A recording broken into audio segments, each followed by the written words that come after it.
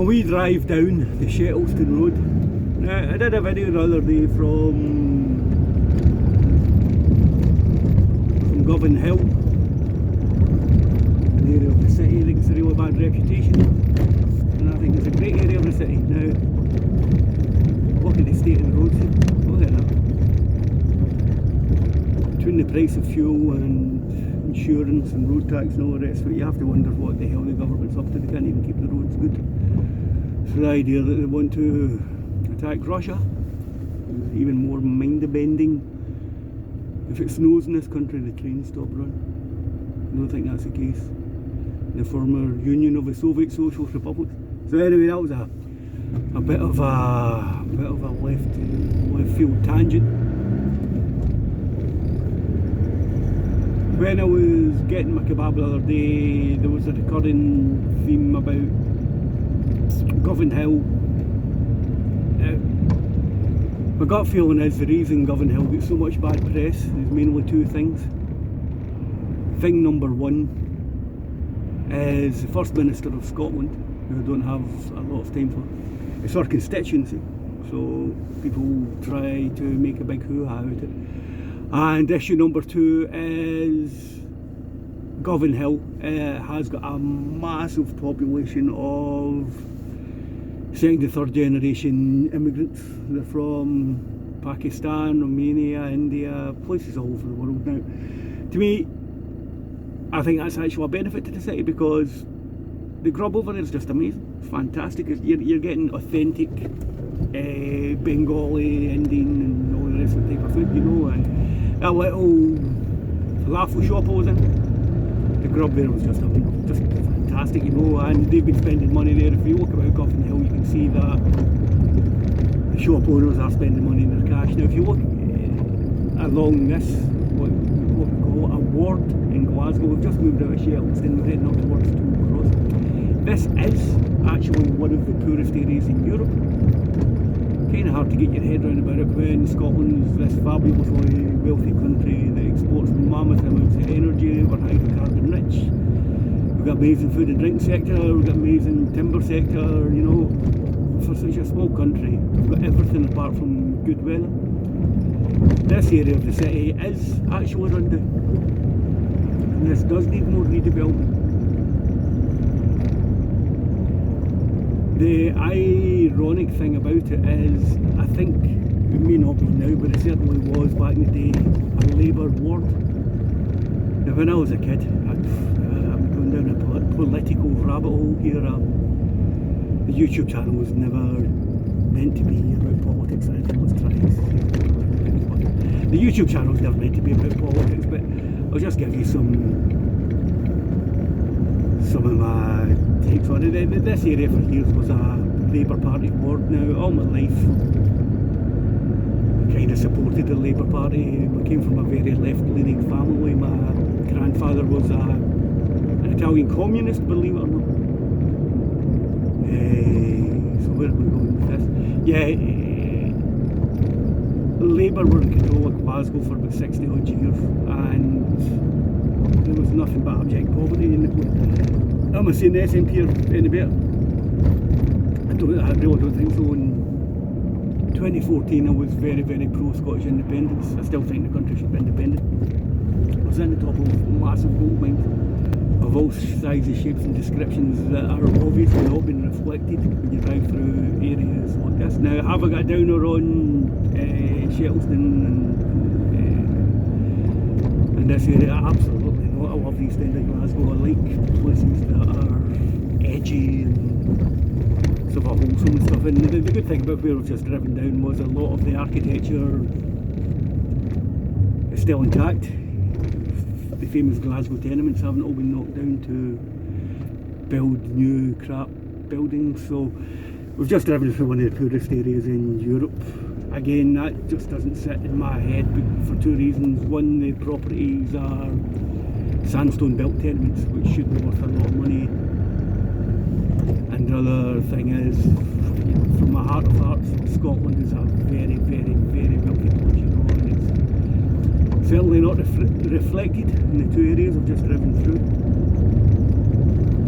So it's Valentine's Day. The just dashed into the Market Forge to get my wife some chocolates, card, flowers, because I have no imagination whatsoever. As we travel further out in the East End, this is getting into the area where I live now, so the property value suddenly goes through the roof. There's not as much poverty. I think at one time Shettleston was the most violent area in Europe as well. We held the record for being the stabbing capital of Europe. That's not something we're very proud of, is it? So with poverty comes the issues that poverty brings, you know. If you have an awful lot of very poor people who perhaps aren't working and they're quite hopeless, you can easily see why they turn to alcohol and maybe things that weren't quite so good for them. So we're out of that area now, and I think we're heading towards, what area would this be? Garrow Hill in the East End. I don't know if the camera's picking up, but there's a lot more private property out here. A lot more people work, and funnily enough, life expectancy is about 15 years higher if you're from this area of the city than it is from 2 or 3 miles back down the road. The chances of becoming an alcoholic or a drug addict are about a tenth of what they were from the area we've just travelled through. And your chances of getting stabbed out here are virtually zero. Where I live, it's quite residential and quiet and more or less zero crime now. Yeah, I probably shouldn't say this, but I don't even lock my van when I'm at home. So anybody that's watching this from Shettleston might be trying to break into my van. That's a terrible thing to say. Absolutely not at all. But I'm just making an example, you know. The roads are still as crap here, but we do not have the issues with poverty, addiction or violence that Shettleston had. Now, when I was giving you the facts and figures and numbers, they were based in 67 years. Oh, and here's another thing I'll throw into the mix as well. The immigrant money, the migrant money, the wealth that people have brought into Govan Hill may also help places like Shettleston. If you were wanting to start a business, Shettleston, the rents and rates in the shops are going to be really, really cheap, aren't they, compared to the city centre or whatever. So maybe one day the investment that people have put into Govan Hill may also be reflected in Shettleston. Fingers crossed, you know. So is immigration a bad thing? I don't think so. My second name is Zambonini. 100 odd years ago my family emigrated to Scotland from Tuscany in Italy. God knows why. Don't get me wrong, I adore Scotland, I've got no passion for it. The city pumps, this city pumps through my blood, it really does. Glasgow's a fantastic place.